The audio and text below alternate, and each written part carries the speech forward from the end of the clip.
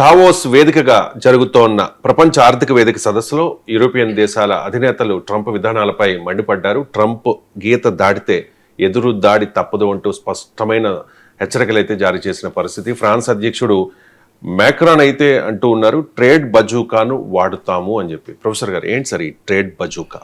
అంటే వాస్తవంగా యూరప్ చేయగలిగినంతా చేశారు ట్రంప్ మనసు మార్చడానికి. సో ట్రంప్ మారడం లేదు.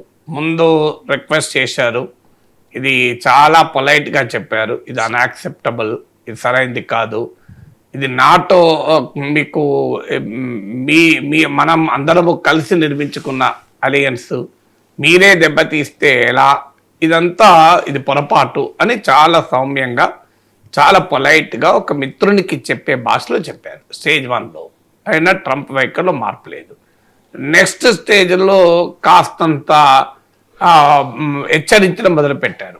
అంటే ఒకవేళ మీరు గనక వినకపోతే జరగబోయే పర్యవసనాలు ఏంటివి, జరగబోయే పర్యవసనాల్లో నాటో క్లోజ్ అవుతుంది, మన ట్రాన్స్ అట్లాంటిక్ పార్ట్నర్షిప్ 1949లో స్టార్ట్ అయిన, సెకండ్ వరల్డ్ వార్ తర్వాత స్టార్ట్ అయిన ట్రాన్స్ అట్లాంటిక్ పార్ట్నర్షిప్ బ్రేక్ అవుతుంది అని చెప్పారు కూడా. మీకు శ్రీకృష్ణ రాయబార ఘట్టం గుర్తొస్తుంది. మొదలు శాంతి యుద్ధం సంధి కుదుర్చుకోండి అని మామూలుగా చెప్తాడు శ్రీకృష్ణ పరమాత్మ. దుర్యోధనుడు వినడు. అప్పుడు ఇక ఒకవేళ సంధే కుదరనప్పుడు యుద్ధమంటూ జరిగితే ఏమి జరుగుతుందో చెప్తాను దుర్యోధన అని, అదాత శత్రువే అలిగిన అలుగుట ఏ ఎరుంగని అజాత శత్రువే అలిగిన నాడు ఏమవుతాయని చెప్పి మొత్తం ఉపద్రవాన్ని విజువల్ ప్రజెంటేషన్ ఇస్తాడు. సో అప్పటికీ దుర్యోధనుడు వినడం కూడా అది విషయం. సో ఇప్పుడు సరిగ్గా ట్రంప్ అలాగే ముందు పొలైట్గా చెప్పారు, మీ శ్రీకృష్ణ పరమాత్మ చెప్పిన భాషలో నీ తమ్ముని కొడుకులు నీవే లాలించి, నీవే ప్రేమించి, నీవే చిన్నప్పటి నుంచి పెంచిన మీ తమ్ముని కొడుకులకు సగపాలు ఇవ్వమని అడుగుతున్నారు, సగపాలు కాకపోయినా 5 ఊర్లు ఇవ్వమని అడుగుతున్నాడు మహారాజా అని శ్రీకృష్ణ పరమాత్మ చెప్పాడు. నీ చిన్నాన్న కొడుకులకు 5 ఊర్లైనా ఇచ్చే సంధి కుదుర్చుకో దుర్యోధన అని చెప్పాడు. వినలే. అప్పుడు జరగబోయే పర్యవసనాలు ఏమవుతాయి, సముద్రాలు ఏమవుతాయి, ప్రపంచం ఏమవుతుంది అన్నీ చెప్పాడు. సో అర్జునుని రథం పైన నేను సారథినై ఉన్నప్పుడు కపిధ్వజాంకిత సుతాస్వరంజిత రథారోహుడై అర్జునుడు వస్తే ఏమి జరుగుతుందో చెప్పాడు. అయినా వినలే. ఇప్పుడు కూడా అలాగే యూరప్, మరి శ్రీకృష్ణ మహాభారతం చదివారేమో నాకు తెలియదు, కానీ మొదలు అంబలుగా చెప్పారు, ఇది పద్ధతి కాదు, మనమే కదా కలిసి నిర్మించుకున్న వ్యవస్థ ఇది అని. వినలే. తర్వాత జరగబోయే పర్యవసనాలు చెప్పారు. ఏమవుతుంది, నాటో విచ్ఛిన్నమవుతుంది, సో ప్రపంచం యూరప్ అంతా ఏకమవుతుంది, అమెరికా మిత్ర కూటమి బద్దలైపోతుంది, వరల్డ్ ఆర్డరే చేంజ్ అయిపోతుంది. సో మీకు కెనడా ప్రైమ్ మినిస్టర్ చెప్పాడు చూడండి, the world order has to change అన్నాడు. యూరోపియన్ యూనియన్ ప్రెసిడెంట్ చెప్పాడు, situation is permanently changing, Europe should permanently change అన్నాడు. అంటే పరిస్థితులు శాశ్వతంగా మారిపోతున్నాయి, యూరప్ కూడా శాశ్వతంగా మారిపోవాలి అన్నారు. అంటే ఇప్పటిదాకా అమెరికా నిర్మించుకున్న అమెరికా డామినేటెడ్ వరల్డ్ ఆర్డర్ కూడా దెబ్బతింటుంది అని చెప్పారు. అయినా ట్రంప్ వినలే. లాజిక్తో చెప్పే ప్రయత్నం చేశారు. అయ్యా నీకు ఎక్కడ హక్కు ఉంది గ్రీన్లాండ్? సో ట్రంప్ విచిత్రమైన లాజిక్ చెప్పాడు. సో ఇది గ్రీన్లాండ్ ఒకప్పుడు అమెరికాదే, మనమే ఇచ్చేసామన్నాడు. ఇది ఎంత ఆశ్చర్యంగా ఉంటుంది. అసలు విషయం ఏంటంటే 1946లో మీకు సెకండ్ వరల్డ్ వార్ సమయంలో జరిగిన పరిణామాలు, జర్మనీ డెన్మార్క్ను ఆక్రమించింది. డెన్మార్క్ను ఆక్రమించాక డెన్మార్క్లో భాగంగా గ్రీన్లాండ్ ఉంది కనుక, గ్రీన్లాండ్ పైన నాజీల ఆధిపత్యం వస్తుంది కనుక అమెరికా గ్రీన్లాండ్ రక్షణ బాధ్యత తీసుకున్నది. ఆ తర్వాత సెకండ్ వరల్డ్ వార్ అయ్యాక 1946లో మీకు $100 బిలియన్ ఇచ్చి ఆ గ్రీన్లాండ్ను కొంటామని అప్పటి అమెరికా అధ్యక్షుడు హ్యారీ ట్రూమాన్ డెన్మార్క్ ప్రతిపాదిస్తే డెన్మార్క్ దాన్ని రిజెక్ట్ చేసింది. అప్పటి నుంచి గ్రీన్లాండ్ డెన్మార్క్దే ఉంటుంది. అందువల్ల ట్రంప్ చెప్తున్నట్టు గ్రీన్లాండ్ అమెరికాది ఎప్పుడూ కాదు. సో ఆ పర్టికులర్ సమయంలో నాజీల పాలన కిందికి డెన్మార్క్ వచ్చినప్పుడు సో గ్రీన్లాండ్ కూడా జర్మన్స్ ఎక్కడ ఆక్రమిస్తారో అని చెప్పి దాన్ని అప్పటి బాధ్యతను తీసుకున్నారు. సో ట్రంప్ హిస్టరీని కూడా ట్విస్ట్ చేస్తే కాదయ్యా ఇది న్యాయం కాదు అని చెప్పారు. సో ఎన్ని లాజిక్తో చెప్పినా వినలేదు. ఇప్పుడు ఏం చేయాలిగా?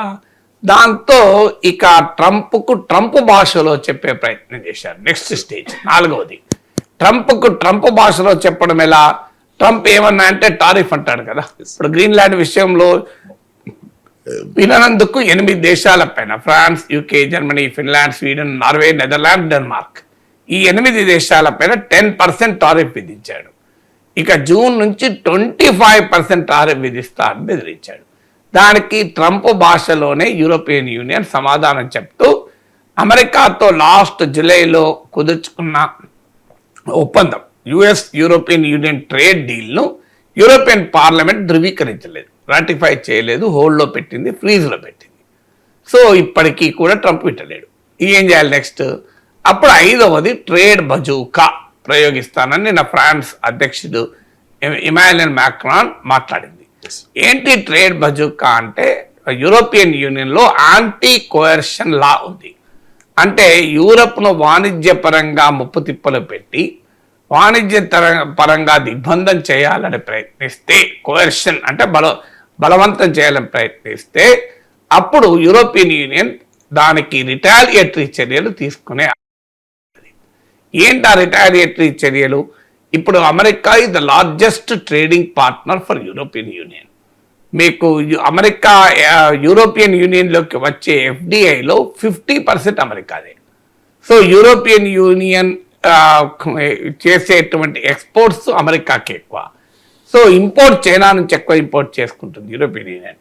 సో ట్రేడ్ ఇన్వెస్ట్మెంట్లో European union, America 2 top trading partners.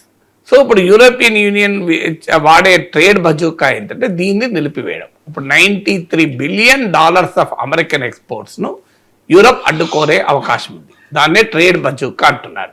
$93 billion of American exports to European union అడ్డుకోవచ్చు. అలాగే American investment into European union అడ్డుకోవచ్చు. ఎఫ్డిఐ నేను చెప్పాను, యూరోపియన్ యూనియన్లోకి వచ్చే ఎఫ్డిఐలో 50% అమెరికాది.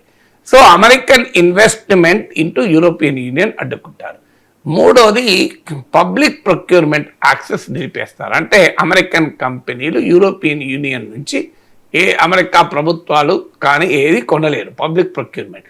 అలాగే మీకు ఇంటలెక్చువల్ ప్రాపర్టీ రైట్స్కు ప్రొటెక్షన్, అంటే అమెరికన్ కంపెనీల మేధో సంపత్తి హక్కులకు యూరోప్లో రక్షణ ఉండదు. దీనివల్ల బిగ్ టెక్ కంపెనీస్ పెద్ద ఎత్తున నష్టపోయే అవకాశం ఉంటుంది. సో ఇలా ట్రేడ్ అండ్ ఇన్వెస్ట్మెంట్ మెజర్స్లో ఒక తీవ్రమైన చర్యలు తీసుకునేటానికి యూరోపియన్ యూనియన్ ట్రేడ్ బజూకాను వాడతారు. అప్పుడు ఏమవుతుంది? అమెరికాతో ట్రేడింగ్ ఆగిపోయి యూరోపియన్ యూనియన్ చైనా క్లోజ్ అవుతుంది. ఆల్రెడీ యూరోపియన్ యూనియన్కు చైనాకు మధ్య బలమైనటువంటి వాణిజ్య బంధం ఉంది. నేను ఇంతకుముందు చెప్పినట్లు యూరోపియన్ యూనియన్ హైయెస్ట్గా ఇంపోర్ట్ చేసుకునే చైనా నుంచి. సో అందువల్ల రేపు ఏం చేస్తుంది యూరోపియన్ యూనియన్? సో ఒక్కసారి అమెరికా ఈ పనులు చేస్తే అమెరికాతో తెగదెంపులు చేసుకొని చైనా నుంచి వాణిజ్యం మరింతగా పెంచుకుంటుంది. ఇప్పుడు లేటెస్ట్గా ఇండియా వైపు చూస్తోంది. India European union trade deal mother of all deals అని నిన్న యూరోపియన్ యూనియన్ ప్రెసిడెంట్ ప్రకటించారు. యూరోపియన్ నేతలు మన ఇండిపెండెంట్ రిపబ్లిక్ డే కూడా వస్తున్నారు. యూరోపియన్ యూనియన్ ప్రెసిడెంట్ అమెరికా అధ్యక్షుడు ఏప్రిల్ 2025లో ఈ లిబరేషన్ డే టారిఫ్లు విధించాక European union full delegation European president నాయకత్వం ఇండియాకు వచ్చారు.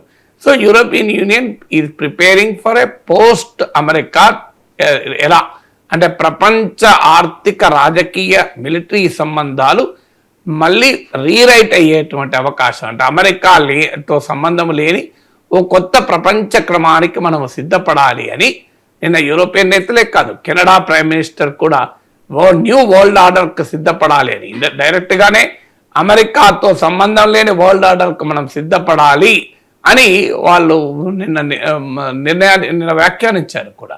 అందువల్ల అది ట్రేడ్ బజూకాతోనైనా వింటాడా అంటే ట్రేడ్ బజూకా ప్రయోగిస్తాం, న్యూ వరల్డ్ ఆర్డర్కి మేము సిద్ధపడుతున్నాం అని ఎప్పుడైతే యూరోపియన్ నేతలు స్టేట్మెంట్ వచ్చారో, వాస్తవంగా నేను చెప్పిన ఇది 5వది కూడా కాదు, 6వది వాస్తవంగా ట్రేడ్ బజూకా. 5వది ఏంటి అంటే సింబాలిక్గా యూరోపియన్ దేశాలు తమ మిలిటరీ పర్సనల్ కూడా పంపించారు. అంటే గ్రీన్లాండ్లోకి 7 European countries, France, Germany, UK, Finland, Sweden, Norway, Netherlands, Denmark ఎలాగో తమ దేశాంతే కనుక వాళ్ళు పంపారు.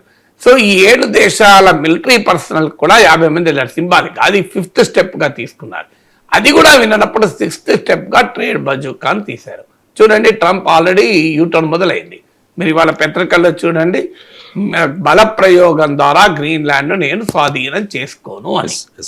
మీకు నేను 2 రోజుల క్రితమే నా యూట్యూబ్ ఛానల్లో వీడియో పెట్టాను. సో ట్రంప్ వెనక్కు తగ్గారా మిలిటరీ, గ్రీన్లాండ్ పై మిలిటరీ జోక్యంపై ట్రంప్ వెనక్కు తగ్గారా అని. ఈ ట్రంప్ చికెనింగ్ అవుట్ ఆఫ్ గ్రీన్లాండ్ అని ఒక హెడ్లైన్ తో పెట్టాను. చూడండి, 2 days కింద పెట్టాను. మొదట్లో సైనిక చర్య అన్నారు కదా, మొదలు సైనిక చర్య అన్నాడు. ఇవాళ మీరు పత్రికల్లో చూడండి, గ్రీన్లాండ్ స్వాధీనానికి బల ప్రయోగం చేయను, అది కరెక్ట్. అది సో బల ప్రయోగం చేయను, నేను 2 days కింద నా ఛానల్లో పెట్టాను. అదే జరిగింది చూడండి. అంటే ఎందుకు మరి ఈ మాట అన్నాడు, మీకు ఎందుకు ఈ మాట అంటున్నాడంటే కారణం యూరోపియన్ యూనియన్ ఏకమై ట్రంప్ను ప్రతిఘటించడం మొదలు పెట్టింది. ట్రంప్ కాక తగలడం మొదలైంది. అందుకే ఇప్పుడు ట్రేడ్ బజూకా తీస్తానంటే ట్రంప్ వెనక్కి తగ్గుతున్నాడు. నేను ఎప్పటి నుంచి చెప్తున్నాను మీకు, ట్రంప్ స్టైల్ భయపడితే తరిమి కొడతాడు, నిలబడితే నిలబడతాడు, ఎదురు తిరిగితే పారిపోతాడు.